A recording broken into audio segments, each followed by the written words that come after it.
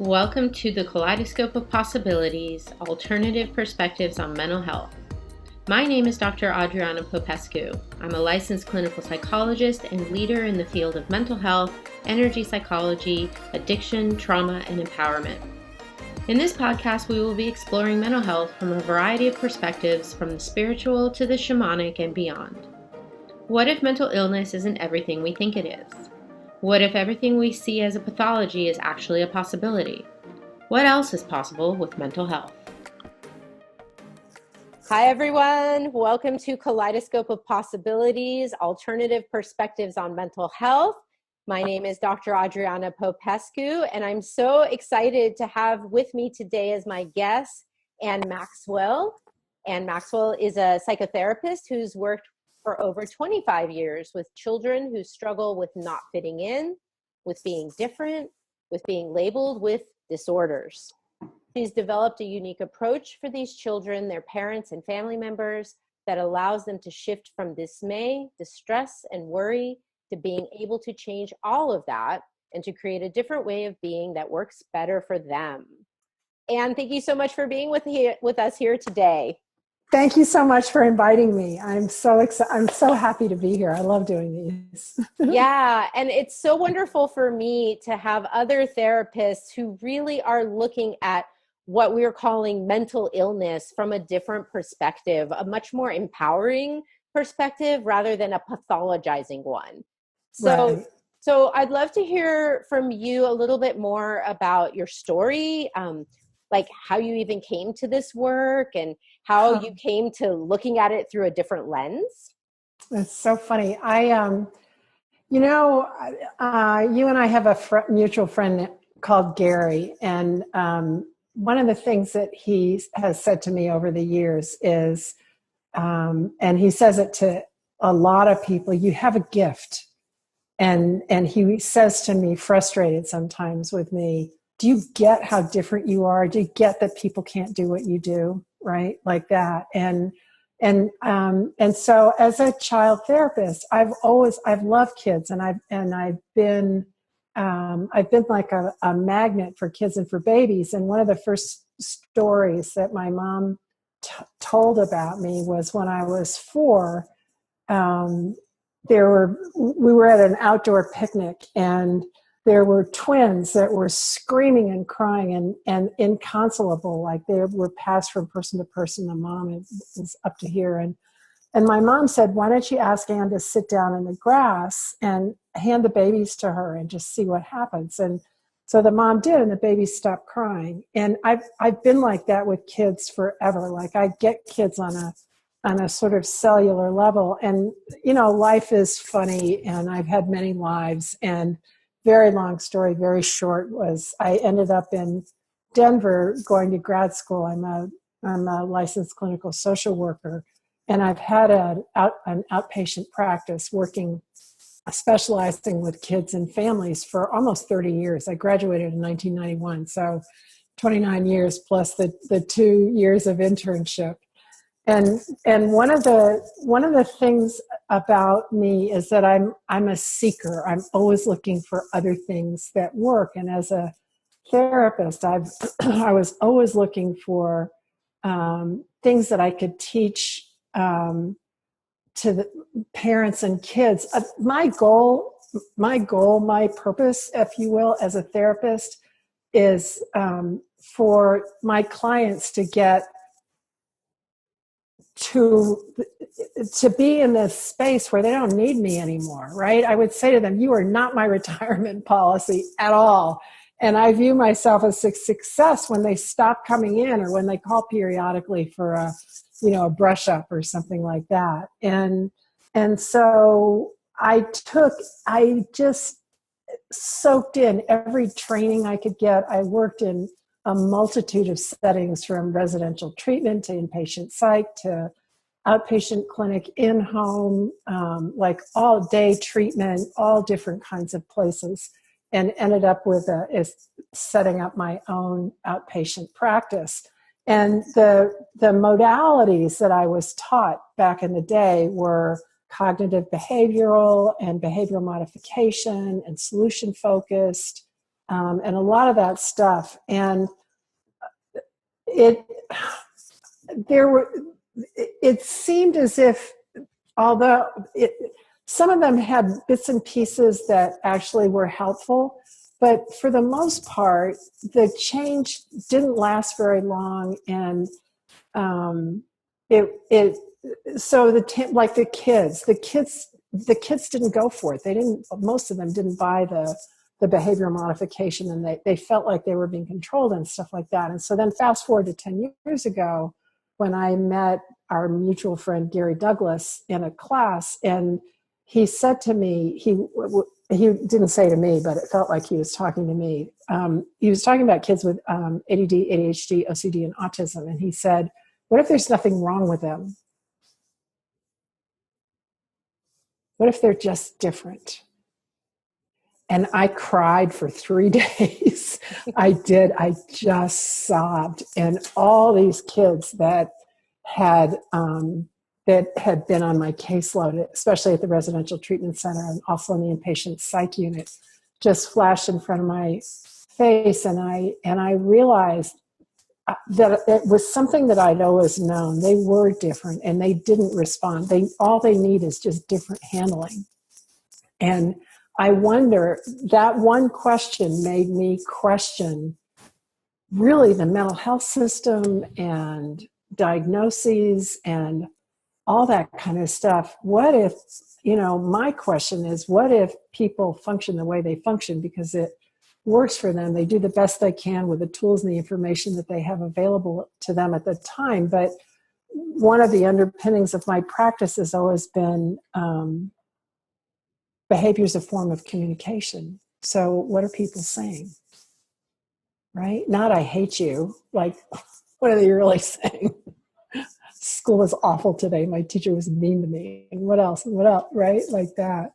So I'm sorry to go on and on like that, but that's the deal. So.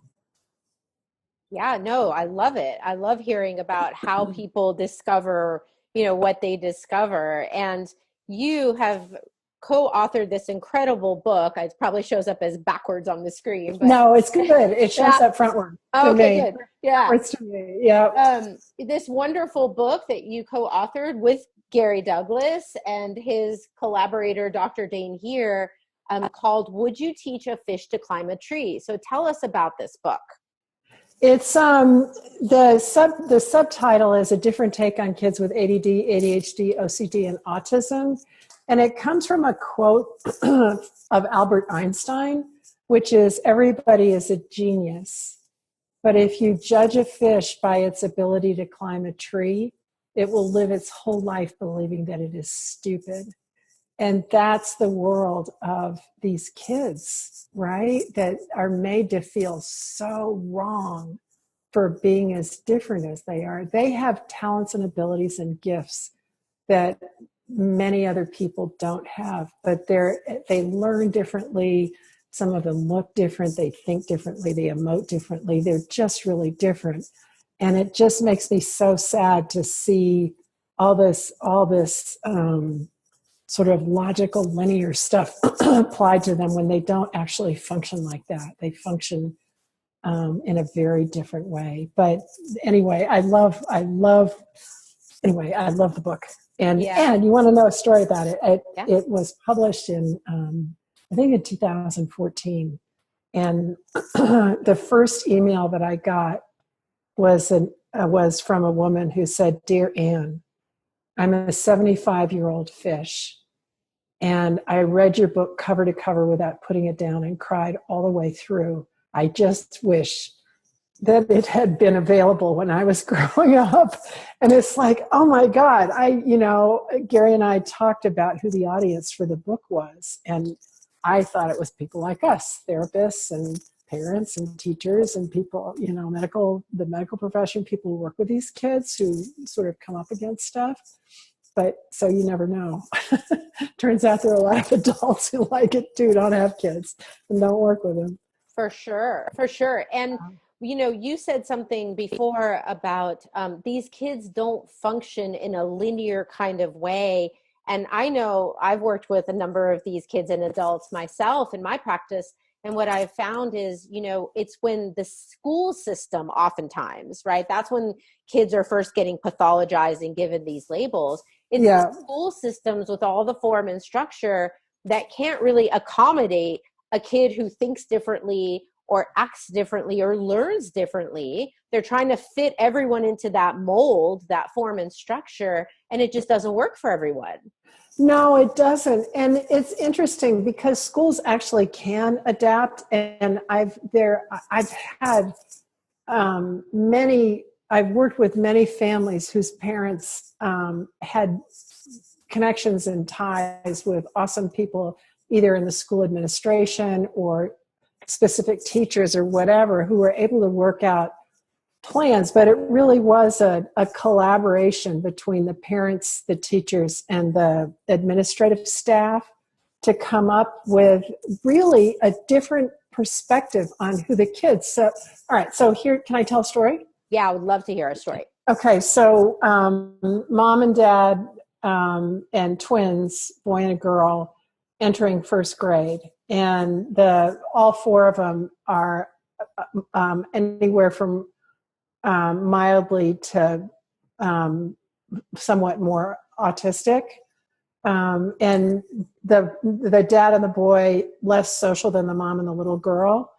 The dad being the dad is brilliant at technology, at computer stuff, and so he's an IT guy, and he gets to work from home. And when he has to go in the office, he has a little cubicle somewhere and vast green area outside, and he gets to take breaks outside and doesn't really have to talk to very many people and like that. I mean, he's really, as an adult, you get to create the kind of life that works for you a lot more than you do as a kid. So now to his son, who was 6, entering first grade, who'd been reading since he was 3.5, probably 3.5, 4, like that kind of stuff. After 3 days of being in first grade, he would come home and tantrum for 3 hours. And his mom called me on the 3rd day and said, I'm not going to make it through the end of the week, let alone a year, let alone 12 years of this. I need some help. And so she came in, and I asked her questions about the school. I said, are there teachers or administrators that you know that seem sympathetic to you and to your kids? And she said, yeah, there are a couple of them. And I said, okay, so what is it about, let's talk about your son, and you know him better than anybody does. What information do you have for them that other people don't know? And so over the course of the next week or two, they were able to devise a plan. But for a shift in perspective, this is an example. So they came up with I think it was a 504 plan as opposed to an IEP, because he certainly wasn't like lacking in anything. He just had too much of it. So they bumped him ahead a grade physically, and then gave him essentially fourth grade work to do. But he had these goals, and then they had objectives. So one of his goals was to become more social, improve socialization probably.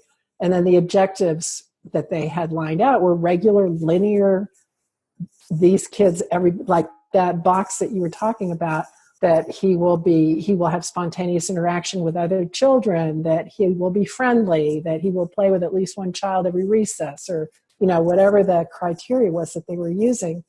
And the mom said the reason that they created that objective was because he was, quote, isolating when he went outside. And I said, no, he's not isolating. He's soothing himself. Like, what if you can flip that and show that as a strength, and flip the objectives out of there to that he's going to, I can't remember what the overall goal was, but that he would self-soothe, and the evidence would be that he would take space at recess, and he wouldn't hit another kid or whatever, whatever. There's like no episodes of aggression or violence or whatever like that, and it just, so there are some, it is possible, and you have to have people who are willing to shift how they think about the kids, and the diagnoses, and kids with ADHD need to learn how to focus. No, they don't. They need to be given lots of things to do at the same time. That, ADD and ADHD are the multitaskers of the universe. And if they're told just to do one thing, they can't do it. I can't do one thing. I always have like 8, minimum of 10 things or more going on at the same time like that. So that's what the book is. It's really just, a completely different take on the kids. And the thing that I love about it is that there are tools in there that are actually really practical, that work. and so I view them as a complement to the trainings that you and I both had. I mean, different because we were in different, you were psychology, right? And Yes. I was social work, but some of the same underpinnings of child development and like that kind of stuff. So yeah, it's just a different, so I still use all that, but I don't, the harshness is gone, and there's more flexibility and sort of more openness with not what's wrong with them, but who are they? What do they require?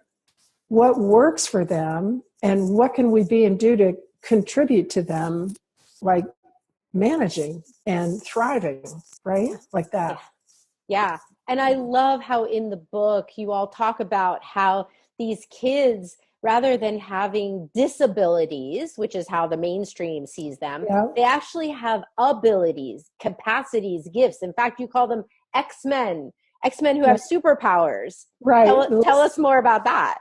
The superpowers. So I was we created an online school for these kids, I think 5 years ago. 5 years ago, this spring, 5 years ago now is when we started to create it. I think it opened 5 years ago this coming September.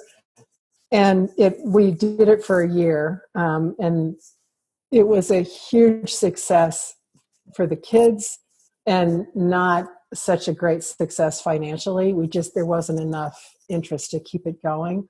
But anyway, we had this thing called Fun Fridays, and a friend of ours named Diva Diaz, was the guest for Fun Fridays, and her topic, and these are all little like sparkly ADD, ADHD, autistic kids that were pretty high functioning and really amazing.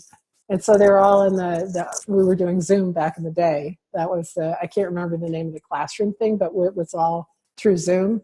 And her topic was superpowers. And one of the little guys named Cooper told Diva something that he'd done where he knew something that was going to happen and then it happened, or I can't remember, he prevented something from happening that should have happened. I can't remember what it was, but Diva said to him, "So Cooper, would you say that's a superpower?"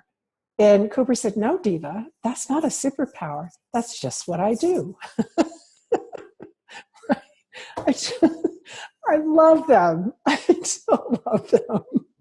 So, but the superpowers are, and we all have them to some extent, to some degree or not. Like, how many of you can finish somebody else's sentences? How many times have you thought about somebody and they either called you or sent you an email, or you ran into them in the street? How many times have you wished for something and it just showed up?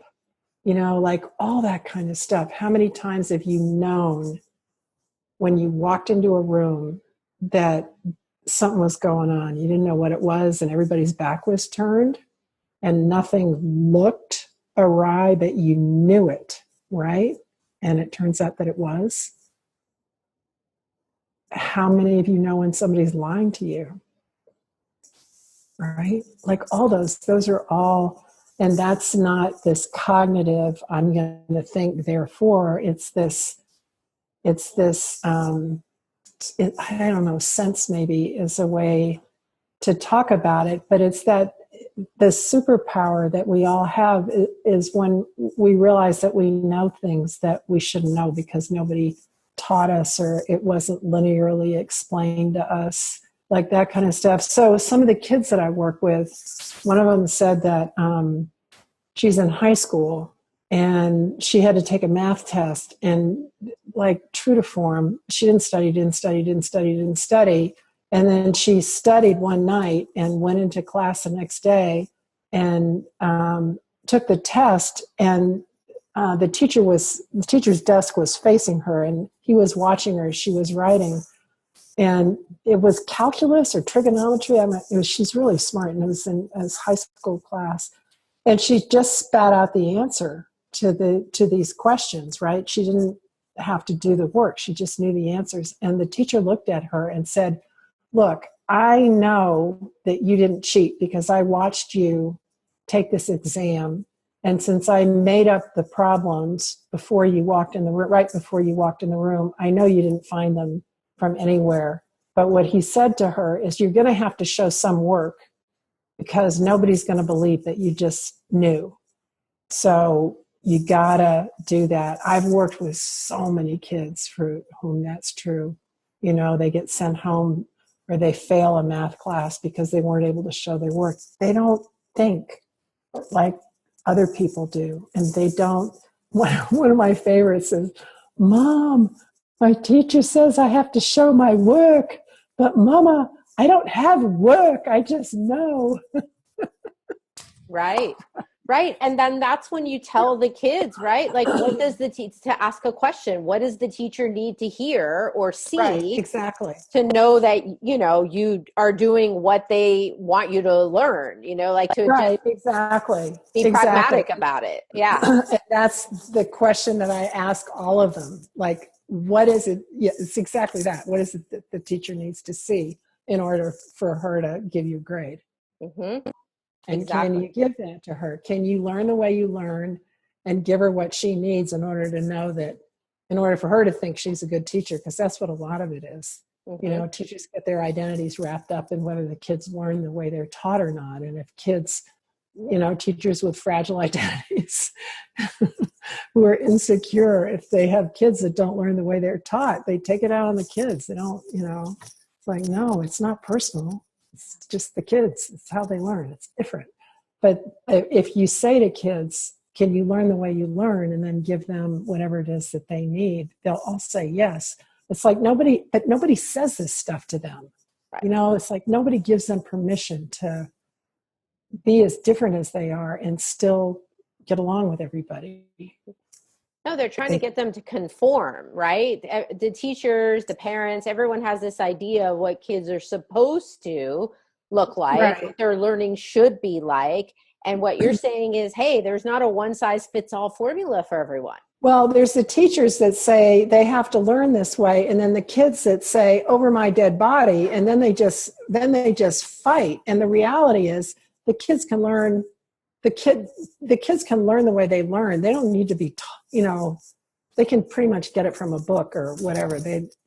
And so it's both of them. It's like but a lot of times the teachers won't back down. Like, they're going to need to get what they need to get from the kid, or they're going to fail the kid. And that's just the way they are.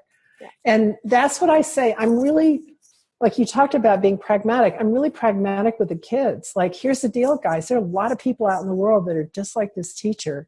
And the sooner you learn how to deal with them and not take it personally and figure out a way to move around, move on, whatever, the easier it's going to be for you. But if you keep picking fights with people, it's just going to slow you down. Right. And it's your choice, you know, choice creates. Like, what future are you creating by picking a fight with your teacher? Like, you fail math, you're not going to be able to play on the football team. Full stop. And that's right? What I love. Right. But you need to, right? Yeah. No, sorry. The Zoom sometimes cuts. No There's a delay with it. But no, I wanted to say that's what is so wonderful about the way that you work with your clients, because it's so empowering to them. Right. It's giving the kids the choice instead of like putting all these expectations and projecting all this judgment and stuff on them for being wrong or different. Instead, you're empowering them to take charge of their own lives and make choices that are going to make their lives easier. Like, hey, it's just a game. Why not just play along with the teacher and say what they need you know, whatever they want to hear. And that's going to make your life, it's going to give you more time to go play after or whatever. Right. And whether it's a teacher or a parent, it's the same thing. I was working with another guy from about 5 to 9. And then I started traveling so much. I stopped working with him. but he had the meanest dad I have ever met. And I say that with a case log of literally thousands of families, because I worked on the inpatient units, psych units for so long, and I would have 10, 12 kids a week average. And that's the way he was. And he was mean. He was mean to the mom, and he was mean to his son. And his mom brought him in and presented him as a victim of this mean dad. And I said to the mom really early on, look, I'm not really much interested in creating your son as a victim, and let's have a look at the life he's going to create for himself if he successfully portrays himself as a victim. Like, he's going to be a victim of mean bosses, of mean girlfriends, of mean friends, of like everybody.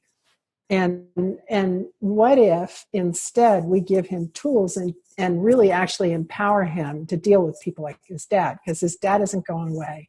His dad's his dad. His dad's never changed since I've known him. Probably not going to change, like that kind of stuff. And the mom, to her credit, said, okay.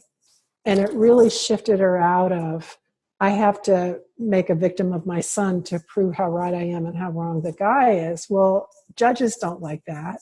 And the guy cleaned up really well in court. And as happens a lot with women who get emotional and guys who clean up well and sort of say, sort of, look what I have to deal with, like that kind of thing. And it changed everything.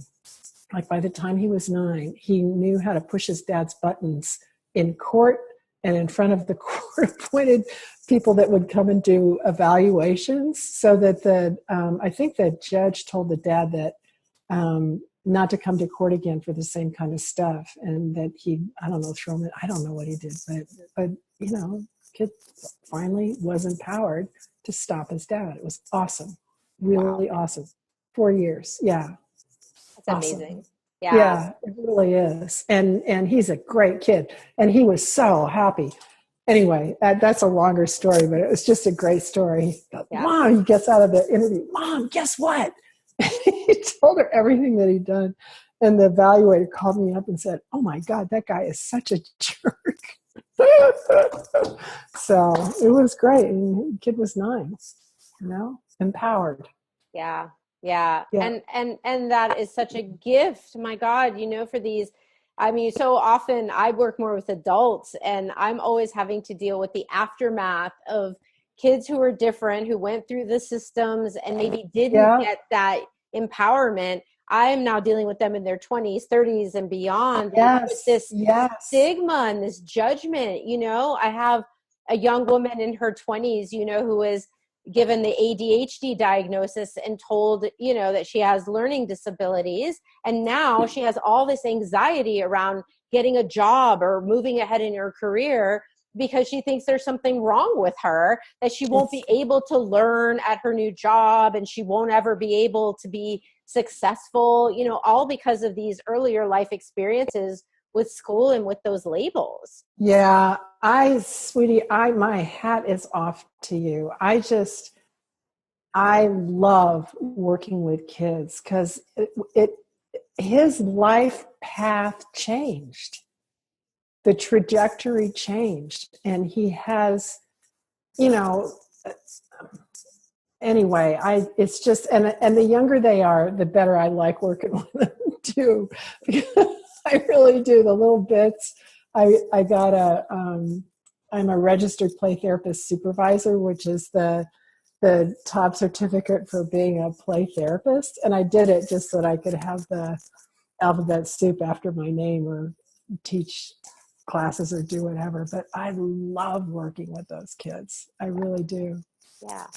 Speaking of which, so in addition to your private practice in Denver, and the book, that you've written with Gary and Dane, you also do classes all over the world, right? I do pre-COVID, and now I do them online.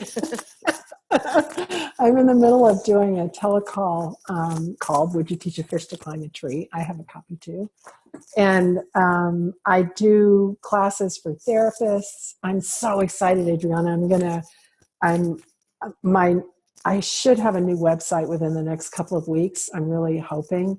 And there are going to be 4 areas in it. One that's called Kids Corner, another area for parents, another area for therapists, and another area for this modality that I've been using that's sort of the source of many of these tools is called Access Consciousness. And so I'm really, anyway, so I do classes for therapists too.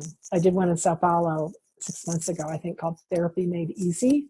But it's the same kind of stuff that we were talking about right now. Like, what if therapy doesn't need to be hard on you, hard on your clients?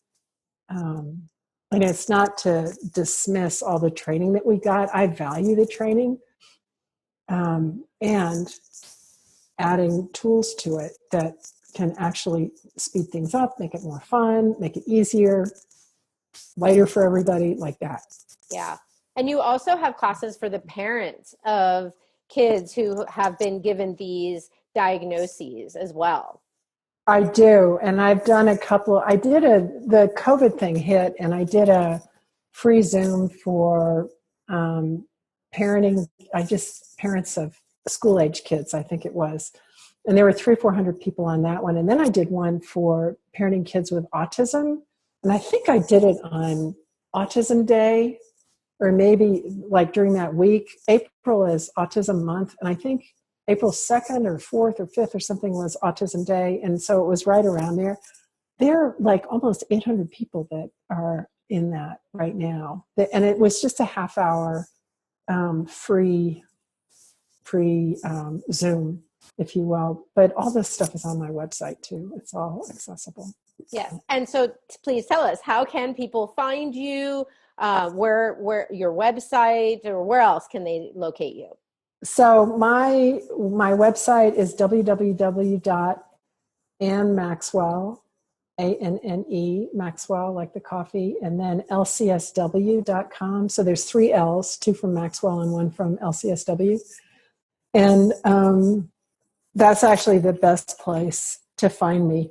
This is my current website, and I think that next website's going to be way easier to navigate and to pull out stuff.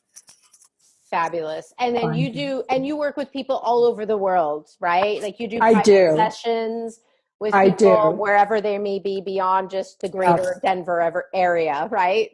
I do. Yeah. I do Zoom, and I pre-COVID I've traveled. I think I've traveled to every continent except what's the one? No, I've been to South America, North America, Europe, Australia, Antarctica, Asia, Antarctica. That's it. Not yet. I've done classes and all the rest of them. I love to travel, and I actually love this time right now. This is the time to do stuff like create a new website and do some recordings and like that kind of stuff. So I am so grateful that you agreed to be on the show today. You are such a tremendous gift to the people, the families, the kids, the schools, the teachers, like everyone who has struggled with someone who is a little different. Do you have any final words or thoughts that you'd like to share with those folks who might be struggling at this point with it? I guess the one, just from what you and I were talking about just a little while ago about kids and adults, and the one question, my favorite tool is asking a question.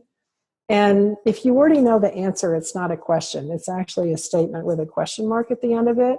But a real question is something like, what do I actually know about this? And it's a question that I ask myself all the time when I get stumped or when I start getting, it's like, wait a minute, what is this? Like, and it's a question that I've asked ever since I began as a therapist, probably like way before. But what's going on here?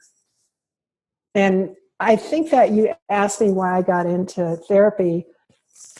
So I've always had the gift with kids, but the other reason is I just am innately curious, and I love finding out about people, and I'm interested in how people got to be where they are, and sort of what got them there. And my favorite question for myself and to give to other people is that, like, what is it? What's going on here? and what else is possible? Like, what else is possible for us to look at all of this through a different lens? Exactly. One that's more Exactly. empowering, perhaps, for Yes. everyone. Yeah. Oh my God. Yeah. I just makes me cry to think of what the world would be like if there was more of that, right? Yeah. Well, maybe our little talk today is the start of just planting that seed and There you spreading it go. out in the world. Thank you so much, Anne, for being with us today. It was truly a pleasure. Thank you Be sure to check so much out, for inviting me. yeah, everyone be sure to check out Anne's book and her website, annemaxwell.lcsw.com. And we'll see you next time on Kaleidoscope of Possibilities. Thanks for tuning in. Thank you for joining me for this episode of Kaleidoscope of Possibilities, Alternative Perspectives on Mental Health. This has been Dr. Adriana Popescu. If you enjoyed this episode, please like and subscribe and share with others. To find out more about me, my guests, and more, please visit my website at adrianapopescu.org. See you next time.